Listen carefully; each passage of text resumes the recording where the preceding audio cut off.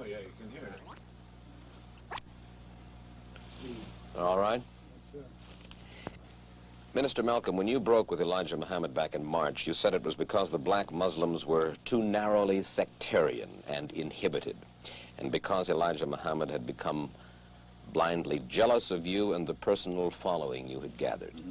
I said the first part, but the last part, I didn't say that Elijah Muhammad himself had become blindly jealous. I mentioned that it was his family and the officials in Chicago. Everything that I said always was designed to protect Mr. Muhammad himself, primarily because the image that he had created was the image that enabled his followers to remain strong in faith and things of that sort, and I didn't want to see any adverse effect or negative result develop in the faith of all of his followers. But actually, despite the fact that I tried to protect the Muslim movement, if you'll notice, they used their newspaper to slander me and to label me as a hypocrite and as a rebel, and Mr. Muhammad himself said that I defected. Well, in reality, I never even left the Muslim movement. They put me out, and they put me out because of what I knew, and what I knew was told to me by Mr. Muhammad's son, Wallace Muhammad himself. They put me out, and they put him out.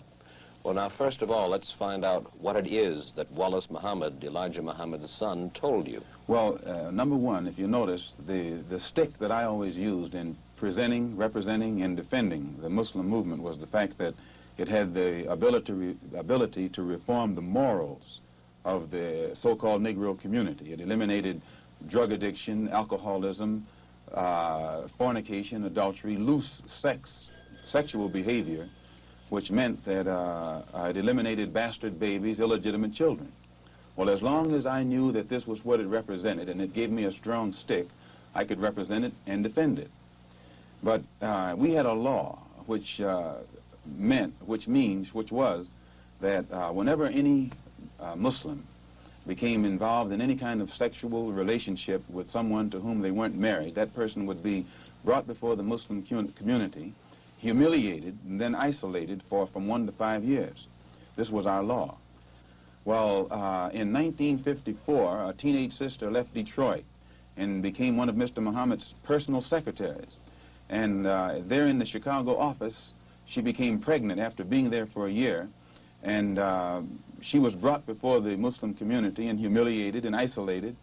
And a year later, another secretary, this time one from Lansing, Michigan, came to Chicago. She also became pregnant. She was brought before the community and humiliated and isolated. And because the other person was never brought forth during this court session, it was concluded by all of Mr. Muhammad's followers that it was a non-Muslim who was the other party. Well, we grew so rapidly until that in 1957 or 58, the secretarial staff was expanded to, I think, 8 teenage sisters. In 1959, 6 of them disappeared. 2 of them reappeared in Philadelphia about 2 or 3 months later, and they were all right. The other 4 reappeared in 1960. All 4 of them had babies. All 4 of them had become involved with someone and become pregnant and had these children. So it was, from what I now know, when the 4 of them got back to Chicago and began to compare notes, they found that the same man had told all of them the same story and had made all of them pregnant, that the same man was the father of all 4 of their children and had also been the father of the children brought forth by the 2 secretaries who preceded them. So this story was kept among these sisters until 1962. 2 of them rebelled against the person who was responsible and began to tell the story all over the city of Chicago. It caused many of the Muslims in the Chicago mosque to leave and go back out in the street. They knew it, and I knew nothing about it until 1963 when Mr. Muhammad's son, who had been in prison, came out, and he had been a minister, and he was very religious and spiritual. And when he began to hear these rumors around Chicago, he went to one of the sisters, and the sister admitted to him that the rumor was true. And it was he who first told me about it. And when he told me about it, I wrote to Mr. Muhammad and told him about it, and he admitted that he had a knowledge of it, and that he'd given me a religious explanation that would fit into prophecy and all of that, so I was quiet. And it wasn't until October of 1963 that it came up again. And when it came up again, I realized that the same person who had made these other sisters pregnant was still busy doing the same thing. He hadn't stopped. Two of the sisters had 2 children by the same man. And one of those 2 sisters was pregnant still, getting ready to have a 3rd child by the same man. So when it was known among the Chicago officials that I had a knowledge of this, they became very fearful of me. They became very antagonistic toward me, and they had to do something to diminish the authority that I had, for fear that if this became public knowledge, the followers would leave the Muslim movement and follow me. And it was at that time that they used the statement that I made against President Kennedy as a pretext to cut my authority, and some other things happened that finally produced the split, or forced the split. And when I made the split, the only reason that I didn't make this public knowledge was I knew the implications, and I felt that if the Muslims who were in the Nation of Islam knew it, that which enabled them to be so strongly religious and exercise moral discipline would be shattered, and it would cause all of them to go right back and start doing the things that they had been doing previously. Who is the father of all of these various children whom you have enumerated? The first one to tell me who the father was Wallace Muhammad, and he told me that the father was Elijah Muhammad himself. One of the sisters, he went to the home of one of the sisters, and when he walked in the door, she said, "I want to let you see something." And she showed him her child. She said, "Here's your brother, and your father is the father of this child." And then I questioned the sisters myself, because I was shook up. And they admitted to me that Elijah Muhammad was the father of their children. And I took it to him. And it was at that time he told me that he was Muhammad, the prophet, and that Muhammad had 9 wives. He also told me that he was David. He was the modern David, and that he was the modern Solomon, and that it was meant for him to fulfill today all of the things that they did back there. And how many of these illegitimate children did he father with the sisters? Well, he made 6 sisters pregnant. They all had children. 2 of those 6 had 2 children. One of those 2 is having a child right now. I am told that there is a 7th sister who is supposed to be in Mexico right now, and she's supposed to be having a child by him. For one thing, when you first separate from your wife, it's a physical separation, but it's not psychological. You still have feelings for her, and you protect her. But after the physical separation has taken place for a while, it becomes a psychological separation. It was the same way with me and the Muslim movement. When I first separated, it was a physical separation, but my feeling was still there. And it was only after my trip into the Muslim world and my pilgrimage to Mecca that I really was able to exercise the objective approach to it that enabled me to see that something had to be done to bring this to light. Otherwise, a whole lot of innocent people would be killed needlessly. Well, these revelations that you are now making about Elijah Muhammad, what effect should they have on his following? Well, I very much doubt that any of his followers who really are aware of what he has done would continue to follow him. He may try and justify it by saying that he's a Muslim, and that a Muslim has a right to these wives. If this were the case, these sisters should not have been humiliated. These sisters have been looked upon for the past 5 years, or 6 years, or 7 years as being guilty of having committed fornication. They have been debased. They have been degraded. I have heard him himself refer to them as having disgraced him. So if they were his wives, he should have given them a position of respect so that all of his followers would respect them, and that they would have the protection of his followers today. Well, do you feel that you then perhaps now should take over the leadership of the black Muslims? No, I have no desire to take over the leadership of the black Muslims, and I have never had that desire. But I do have this desire. I have a desire to see the Afro-American in this country get the human rights that are his due. I believe that the Islam religion is the best religion for our people because it creates unity, and it gives one dignity and racial confidence and all of these things that are necessary to make a complete human being. Are you not perhaps afraid of what might happen to you as a result of making these revelations? Oh, yes. I probably am a dead man already. What do you mean? Well, when you understand the makeup of the Muslim movement and the psychology of the Muslim movement, as long as if I myself, by having confidence in the leader of the Muslim movement, if someone came to me and I had no knowledge whatsoever of what had taken place, and they told me what I'm saying, I would kill them myself. The only thing that would prevent me from killing someone who made a statement like this, they would have to be able to let me know that it's true. Now, if anyone had come to me other than Mr. Muhammad's son, I never would have believed it, even enough to look into it. But I had been around him so closely, I had seen indications of the reality of it, but my religious sincerity made me block it out of my mind. Have you received threats on your life? Oh, yes. I first received threats on my life in December. In December. No, not in December, in January. When it first became known that I had come back to New York and told the captain of the fruit in New York, who was my right-hand man formerly, and also the secretary of the New York Mosque and the minister in Boston. When it became known that I had told them, then an effort was made to shut me up. One brother encouraged to go out to my house and shut me up. And fortunately, it was a brother who was well capable of doing so, but it was a brother who was highly intelligent. He was academically equipped to think for himself. And what he was told to do didn't add up. And fortunately, he was the one who put out a feeler to me to find out what was wrong. And I opened his eyes. And then he opened the eyes of the same crew whose job it is to do this kind of work. You mean he was going to kill you? Oh, yes. One of them was, an attempt was made to get one of them to wire my car with an explosive. That one is with me right now. Well, fortunately, while I was among the Muslims, I never lived beyond my means, and I have learned how to live within means. And I still have the clothes that that was provided for me at that time. I'm in the house that was provided for me, although we're in a court battle, they're trying to get it back. And I have made this statement to them concerning the house, that they could have it.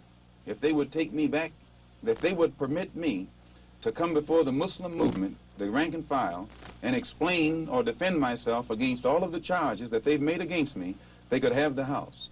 But they are going contrary to their own laws by standing up in the mosque and indicting me, but never giving me a chance to defend myself. And they say that no one can judge me but Mr. Muhammad. In this case, Mr. Muhammad can't sit as judge because he's involved in the case. Elijah Muhammad says of the Muslims, we carry no arms, and we do not seek to win victory with arms. We do nothing to others that we would not have done unto us. The two brothers were sent after me with revolvers by Joseph, the captain of the fruit in New York. They were armed.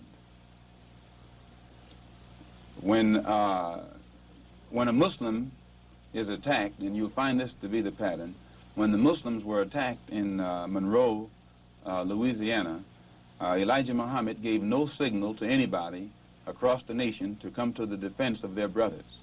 When our brothers were attacked in Los Angeles, again, Elijah Muhammad gave no signal to anybody to come to the defense of those brothers. Never have the Muslims anywhere in the country gotten any kind of instruction from the national office or headquarters on how to defend themselves when they are attacked by outsiders. The only times the Muslims have ever been given any instructions to commit violence is when that violence is directed against a fellow Muslim. His followers are violent against Negroes. Against Negroes? Yes, his followers will go out and attack another Negro, like they will attack me, or they will brutalize a fellow Muslim who breaks the law.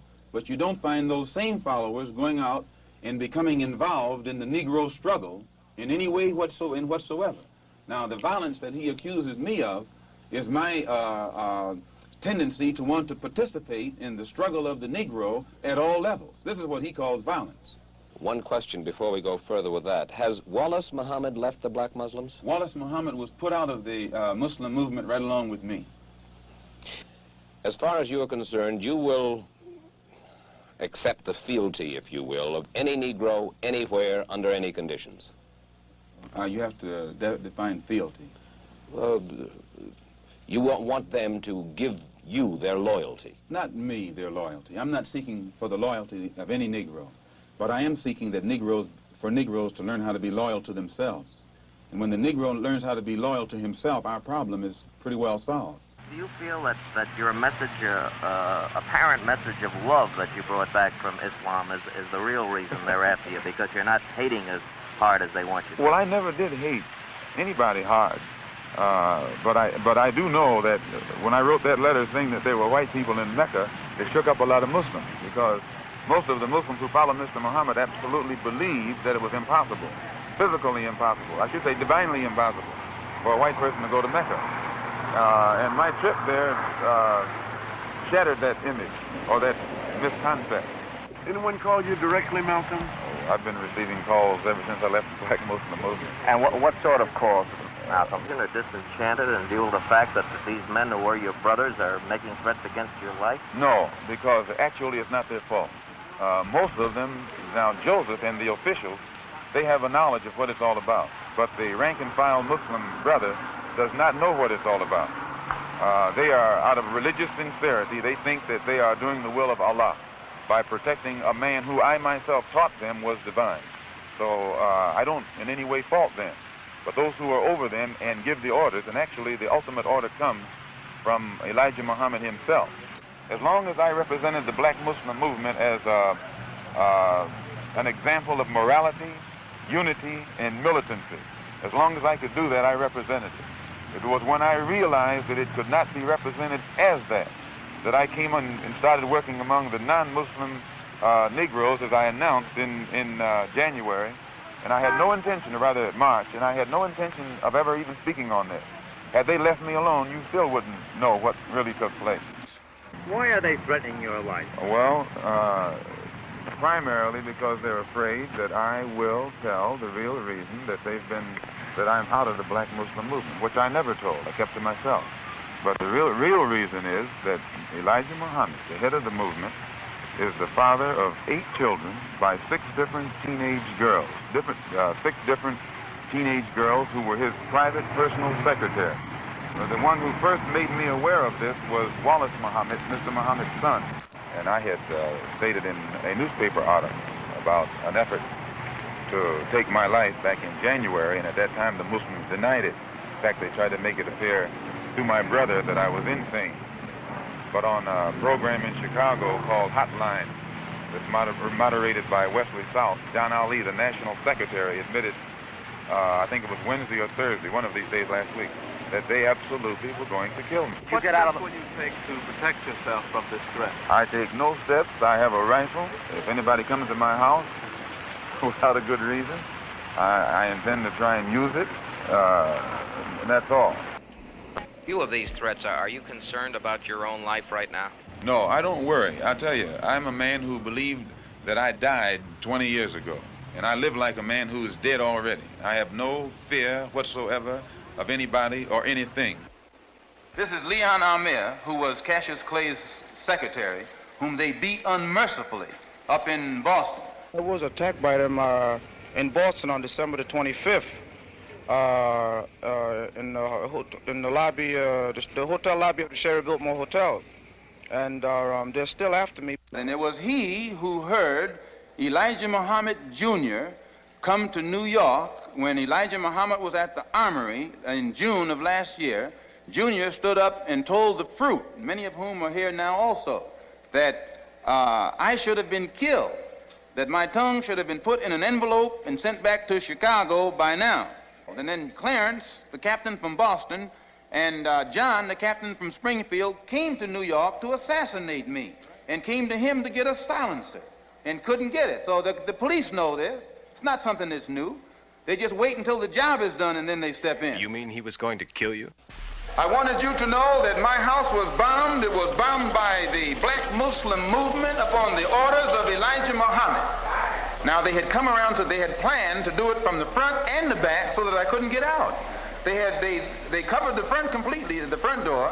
Then they had come to the back, but instead of getting directly in the back of the house and throwing it this way, they stood at a 45-degree angle and tossed it at the window so it glanced and went onto the ground. And I don't know if I woke my husband up or he woke me up, but I remember him pushing me out of the bedroom door, and I looked to my right, and I saw all of the fire. And the fire hit the window, and it woke up my second oldest baby. But the fire burned on the outside of the house. But had that one gone through that window, it would have fallen on a 6-year-old girl, a 4-year-old girl, and a 2-year-old girl. And I'm going to tell you, if it had done it, I'd taken my rifle and gone after anybody in sight. I would not wait. The police know the criminal operation of the Black Muslim movement because they have thoroughly infiltrated it. That's what I said. The Muslims claim I bombed my house. And if anybody can find where I bombed my house, they can put a rifle bullet through my head. It was my children and my own life and my wife's life that was at stake. You know what the degree, what temperature was? It was about 15 or 20. I stood in my underwear, bare feet, in the middle of my driveway with a gun in my hand for 45 minutes, waiting for the police or waiting for the fire department to come. If I want to put on a show, I can find a better way than that to put it on. And if you attack me, that's one thing. I know what to do when you start attacking me. But when you attack sleeping babies while you are lower than a guy... There has been much written and said about your departure from the Black Muslim organization. Could you tell us exactly why you did leave the organization? Well, the exact I didn't leave, number one. I was put out, no matter, and since there was no justification for them putting me out, they had to make it appear to the public that I left of my own volition. But it was in February of 1963 that Wallace Muhammad, one of the sons of Elijah Muhammad, pointed out to me that his father had a very serious moral problem, which he had kept a careful secret up to that point. But that when I heard about it, I went directly to Elijah Muhammad. We discussed it. He explained it. He even admitted it to me, as well as to his some of his other children. He discussed it with his other children. But when he gave me his religious interpretation or explanation of it, I accepted it. But about 5 months went by, and Wallace pulled me aside again and told me that his father hadn't changed. He was still involved in the same thing, and he was getting worse rather than better.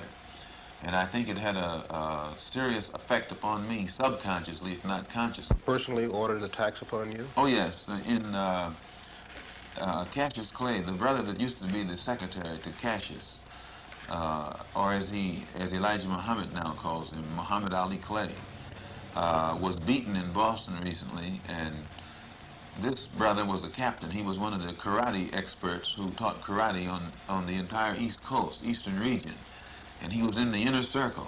And he pointed out that in October, he didn't cease being a captain, but his influence or authority was placed beneath that of Clarence, the captain who's in Boston. Clarence was put over Joseph, and shortly after that, as Leon Amir testified, Clarence, the captain from Boston, and John, the captain from Springfield, Massachusetts, came to New York to carry out this so-called assassination. And they came to Leon looking for a silencer for their gun.